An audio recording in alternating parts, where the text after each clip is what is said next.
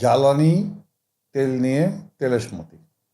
মাননীয় জ্বালানি প্রতিমন্ত্রী অমিত সাহেব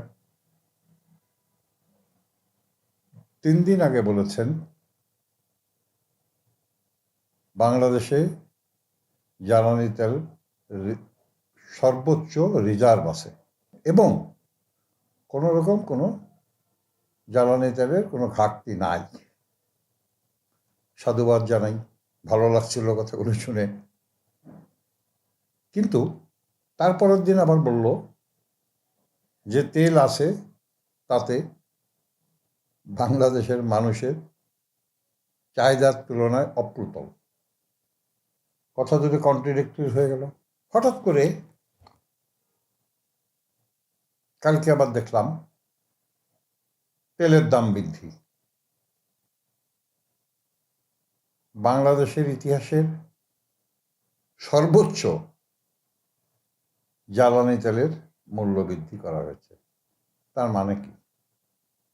আমরা সাধারণ মানুষ জানার অধিকার আছে। তেল বৃদ্ধি হওয়ার সাথে সাথে বাংলাদেশের নিত্য প্রয়োজনীয় দ্রব্যের দাম আকাশচুম্বী হয়ে যাবে। তখন এদেশের মানুষ, এদেশের জনগণ হাহাকার উঠবে। পক্ষান্তরে গতকালকে বিরোধী দলীয় নেতারা এই বিষয়ে তারা কথা বলছেন, বিরোধী সুরে কথা বলছেন। এটি স্বাভাবিক নিয়ম। বিরোধী দল মানে হচ্ছে সত্যি কথাগুলি উদ্ঘাটন করা। এটা যদি সত্যি, অটোমেটিক্যালি বোঝা যাচ্ছে যে প্রতিমন্ত্রী মহোদয় যে কথাগুলি বলেছেন সেই কথাগুলি, সেই তথ্যগুলি সঠিক তথ্য নয়। সারা পৃথিবীতে যখন জ্বালানি তেলের দাম কমছে, বাংলাদেশে তখন জ্বালানি তেলের দাম বাড়ছে।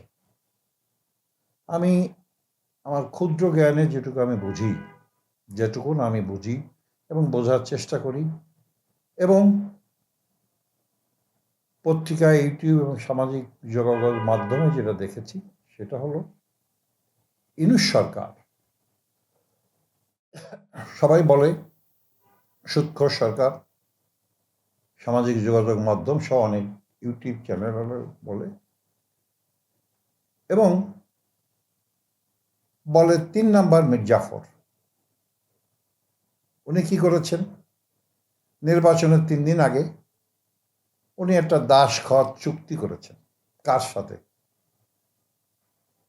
আমেরিকার সাথে। সেই চুক্তিতে কি আছে আমি জানি না, সাধারণ মানুষ জানে না। তবে যেটা দেখতে পাই যে 6 সপ্তাহের জন্যে জ্বালানি তেল রাশিয়ার থেকে আনার জন্যে আমেরিকা অনুমতি প্রদান করেছে। তার মানেটা কি? আমরা তেল আনবো বাংলাদেশের মানুষের টাকা দিয়ে, আর একটা দেশের অনুমতি কেন লাগবে? আমার বোধগম্য হয় না। তার মানে কি আমরা আবার পরাধীনতার শৃঙ্খলে বন্দী হয়ে যাচ্ছি? আমাদের নিজস্ব কোনো ঐতিহ্য নাই? আমরা আমাদের নিজেদের পায়ে হাঁটতে পারবো না? আমাদের মুখ দিয়ে আমরা আমাদের কথা বলতে পারবো না? তাহলে কোনো অনির্বাচিত সরকার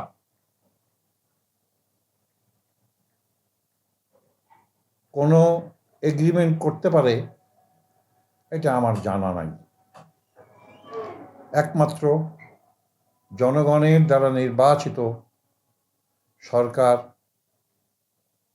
এগ্রিমেন্ট করতে পারে এবং এগ্রিমেন্ট বাতিল করতে পারে। তা আমরা কেন বাতিল করছি না? আমরা তো দাসখত দিয়ে বাংলাদেশে থাকতে পারবো না। বাংলাদেশের মানুষ দাসখত দিয়ে থাকতে পারে না। তাই অত্যন্ত বিনয়ের সাথে মাননীয় প্রধানমন্ত্রী তারেক রহমান সাহেবকে বলবো, দেশের স্বার্থ বিরোধী যদি কোনো চুক্তি হয়, সেই চুক্তিকে বাতিল করার ক্ষমতা এদেশের জনগণ আপনাকে দিয়েছে। এবং আর একটা বিষয় আমার বলতেই হয়, যেটা আমি আগেও বলেছি, হামের টিকা।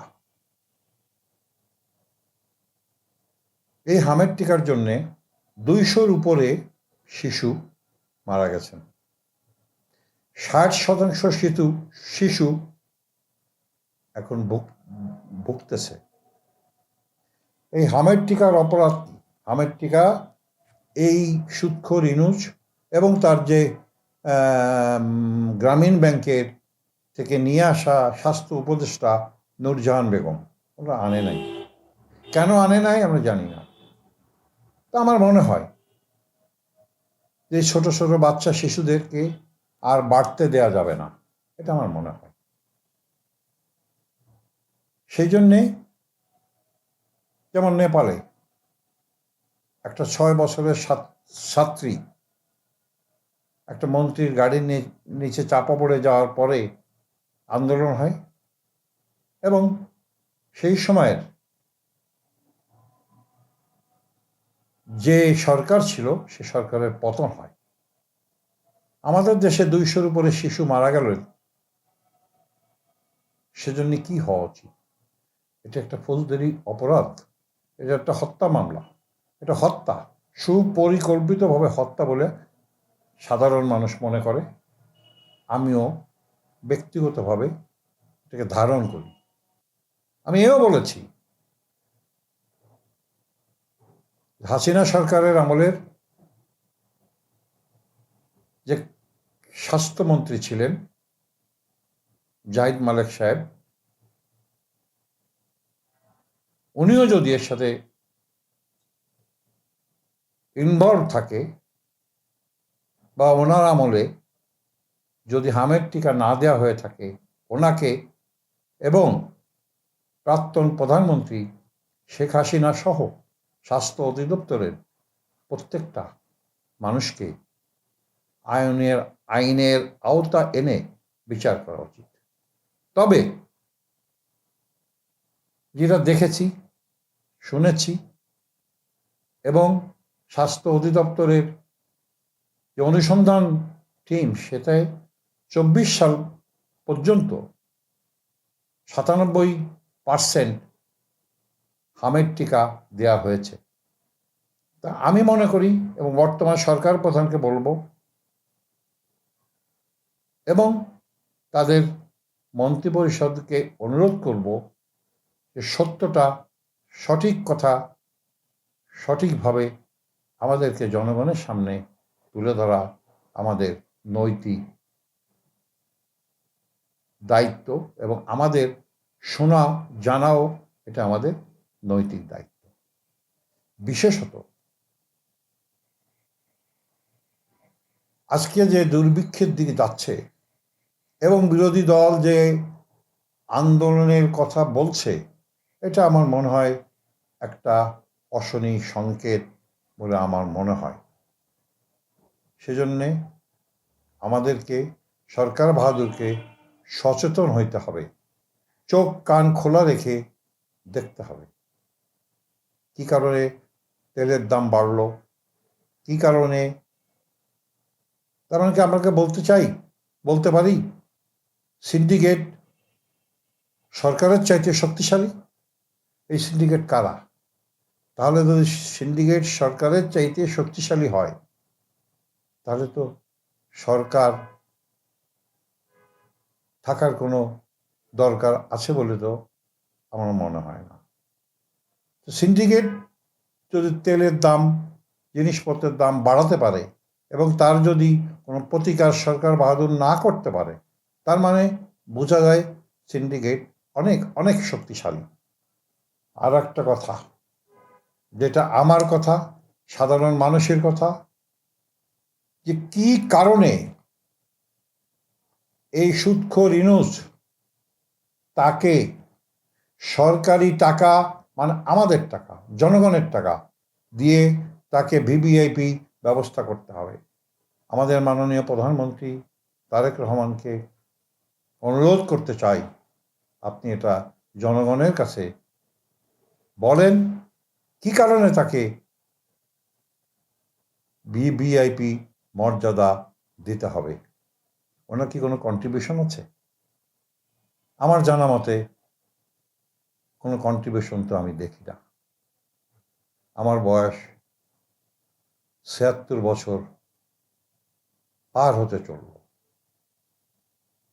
এই ৭৬ বছরে তো দেখি নেই বাংলাদেশে ঘূর্ণিঝড় হয়েছে, অনেক কিছু হয়েছে, দুর্যোগ এসেছে, মহামারী এসেছে, করোনা এসেছে, ওনার হাত তো এগোয় নাই। বরঞ্চ উনি কি করেছেন, অবৈধভাবে ক্ষমতা দখল করে উনি ৬৬৬ কোটি টাকা উনি মওকুফ করেছেন। উনি করেছেন ওনার কোম্পানিগুলিতে আগামী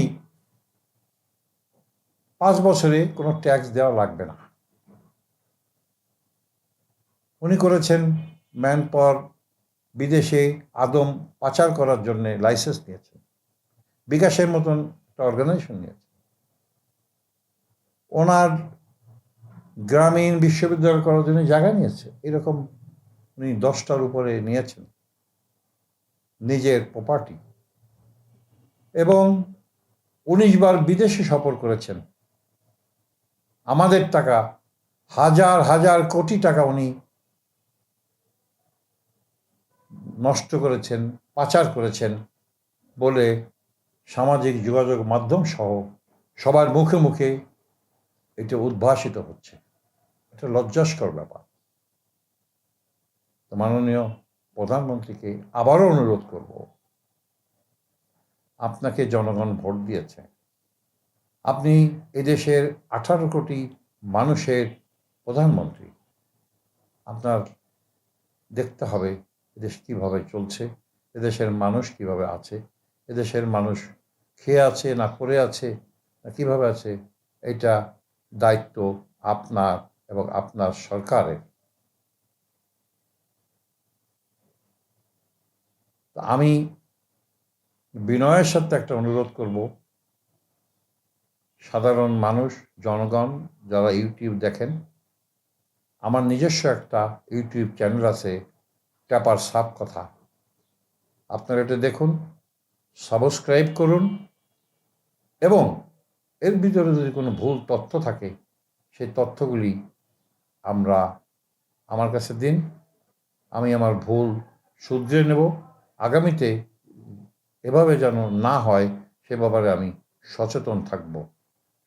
সকলকে ধন্যবাদ।